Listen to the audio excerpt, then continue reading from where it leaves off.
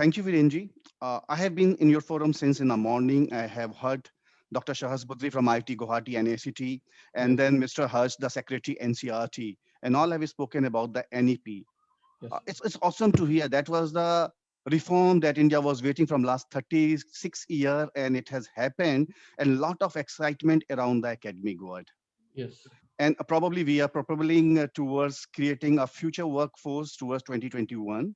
yes. And it's very important. I thought it's let's start about the competencies that we are going to build and the skill set that will be needed in 2021. So if we see that today's environment, we are facing unprecedented challenges, be it social level, be it economic level, be it environmental level, driven by accelerating globalization and faster rate of technological development, and present COVID pandemic act as a catalyst. At the same time, those forces are providing us with the new opportunities for human advancement. The future is uncertain. We cannot predict it. Nobody has predicted COVID and how it will change the entire world in every space of life. So that taught us what? We need to be open and we need to be ready. But how you will be ready? The children entering education now will be a young adult in 2035. School need to prepare them, or we as educator need to prepare them for the jobs that not have been created, for technologies that not have yet been invented, to solve problems that have not been yet anticipated. So it will be a shared responsibility to seize opportunities and find solution. To navigate through such uncertainties, a student will need to develop curiosity, imagination, resilience, self-regulation. They will need to respect and appreciate the ideas, perspectives, and values of others. Let me present my slide just a minute.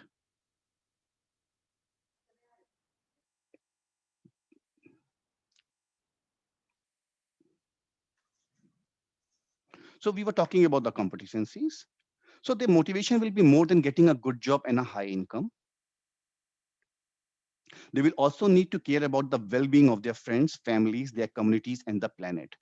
So if we talk about the 2021 skill set, we can categorize into a four part. The way you think, that is very important.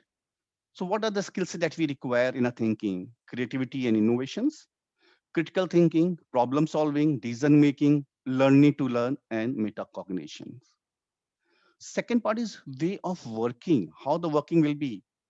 Like we haven't met few of us here from last 1 year, 2 year, or 5 year down the line, but still we know each other. So communication is a key and collaboration is the another point. What are the tools that we are going to provide our learners so that they will be making impact in the near future? It is the information literacy, how to scan the information, how to synthesize it, and of course, ICT literacy is the way. So it's all about surviving, but they have to live in the world also. So they should know the citizenship, local and perspective, life and career, personal and social responsibility, including cultural awareness and competencies. So uh, this was the pandemic where all the educator thought together that what will be the principles for the future of teaching, learning, and assessment, what we as an exam board we do. So a lot has changed over the past year. The effect of COVID-19 has been seismic for individuals, firms, and countries around the globe. But as we enter in 2021, we hope that mass vaccination will arrest the rate of infection and save many great lives. Yet, we may only just be starting to feel some of the shockwaves created by disease. While crisis can create positive opportunities for change, their reverberation can damage well set foundations. This is our worry for education around the globe. Learners, their parents, and teachers are being regularly presented with ideas about what should change in education, while also having to navigate every day a great many challenges at the front line of our education responses to this pandemic. They have responded in a Herculean way to the period of school closure and rightly deserve the opportunity to contribute their thoughts and expression about the future of education based on evidence and sound discussion. Cambridge assessment. And Cambridge University Press, which is our system organization from One Group Cambridge University, have been long-term participant in such debates, reflecting our mission to contribute to society through the pursuit of education, learning, and research at the highest international level of excellence. We have reflected on the events of 2020 and early 2021 and developed a set of outline principles that we will believe will help of all those interested to continue and debate around teaching, learning, and assessment. So these are 12 principles that we have early. Early literacy and numeracy are the vital foundation for broad and balanced learning. And keeping in the view, if you see, NEP has also talked about the early literacy and numeracy. We have last week launched our early EL program, which echo the value of NEP also. Curriculum coherence is the key thing. The alignment of curriculum content and standard, teaching practices, learning resource, and assessment has to be coherent, remain fundamental to high equity and high attainment for learners. Whatever the curriculum that you design and whatever the learning resources that you can create, but if you are going to assess the student on the old parameter, trust me, all the teachers will be teach a student on the old parameter. So the coherence is the key over here. Effective learning should be built on variety using a well-managed mix of adaptable approaches and modes.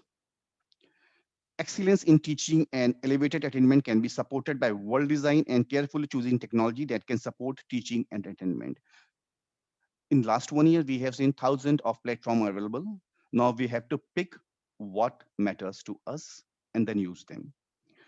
Well trained and well supported teachers are central to high quality pedagogy, high attainment, and well being of learners. Evidence and cognitive science should inform teacher practices. Access to high quality teaching and learning materials is essential for high quality, manageable education at all ages. Dependable assessment is vital for social justice, learning support, and equitable progression. Clear standards are important for equity, accessibility, and progression for all learners. Equity and high attainment can be achieved hand in hand. First and second language skill are essential for all learners, be it English or being other language. Even if you have seen NEP also proposed a three language policy. So we said that we should have a one your own language, and it is good, advisable to learn two more language, and that what Cambridge believes in. So while creating our competencies and making our learner future ready, let's talk about what are the Cambridge learner attributes, what we are looking at it. So we are looking at our learners to be confident, to be responsible, to be reflective, to be innovative, and engaged. We have created these five learner attributes, and we have created a corresponding Cambridge teachers attributes too. The purpose of the Cambridge learner and teacher attributes is support the development of five powerful and highly desirable learning habits that will inspire students to love learning and help them to lead fulfilled and successful lives. Students who demonstrate the attributes habitually approach learning by being confident, responsible, reflective, informative, and engaged. See, one day you can't learn any skill. That has to be a small habit inculcated the way they learn, and then they will have those attributes. The, we are talking about the Cambridge pathways. I have just discussed that how the student will progress and achieve and become a future lady. A while ago, I said that a month back, we have launched our earlier programs where numerical literacy is a key point and it echoes what the NEP policy says. And then we have got 5 to 11 years, what we call the Cambridge primary. What a Cambridge primary and what is the stage of learner? This is the stage where student determines what the learning is like in terms of trying to understand the abstract concept and dive into imaginative areas. So our primary focuses on making these fundamental concepts clear in the mind of these young learners, but not limiting them to only learn as it's taught. The curriculum framework extends its scope of self-learning, peer review, etc. This stage is a very good preparation for the next stage, which is a Cambridge lower secondary. So in a lower secondary, this is the stage where student would want to come closer to understanding more about the subject And he started developing a liking. You have seen that someone likes math, someone like art, someone likes drama. So this is the place where students start developing those grips. The foundational concepts are reinforced to an extent that their higher level of learning of the concepts would be easy for them to learn. The assessment dimensions throw the student into a lot of challenging situation for them to be prepared to take up high exam in next learning cycle. And it is an excellent preparation is the high stake exam, which is our IGCSE, which is age from class 14 to 16. So IGCSE offer broad range of subject and not reaches most of the domains, but goes to deeper to decide the academic aspirations. The syllabus is constructed keeping mainly the demand from the academic institutions, which includes the competitive exam ports. They have a students who aspires being engineer and doctor. For that, they have to ace IIT, NET. So we go very deep into a subject and create a curriculum and create those attributes so that the student is very confident when after intermediate they are going to face those and get those examinations. When they go to the advanced level, which is known as Cambridge Advanced, which is AS and A level, we study and we have a close collaboration with the universities across the globe, and we understand that what they are going to learn in the next progression. We fine tune what they needed now so that they can progress well, and then we calibrate those subjects and we taught it AS and A level. So these are the Cambridge pathways. So now when we talk about the future ready things, what the skill set, attributes and pathways. So what will the benefit of the learner? What he will gain? So we believe education is most effective when curriculum, teaching, learning and assessments are closely aligned. So that is the key in education. And Cambridge pathway help students develop the deep subject knowledge, conceptual understanding and higher order thinking skills that they need for success at a school, at university, or be at its employment. When you are going for the international curriculum, opening up opportunities on a worldwide. Cambridge students can be confident that their qualifications are understood and valued throughout their education and career in their home country in India. And if they progressed internationally, be it Europe, be it US, be it Canada, be it Pacific, or be it East Asia. Every year, thousands of students use Cambridge qualification to gain places at leading universities worldwide. Over 1,500 universities recognize our qualification, including more than 600 universities in UAE, which is most of them are the Ivy League and all UK universities. If students want to know that where they can progress, they can log on our websites, www.cambridgeinternational.org/recognitions. And the best thing that they will get a global learning community. So these are the advantages when the student progress via Cambridge pathways. So that was all about what Cambridge we are doing to impact our learner and impact the K-12 landscape.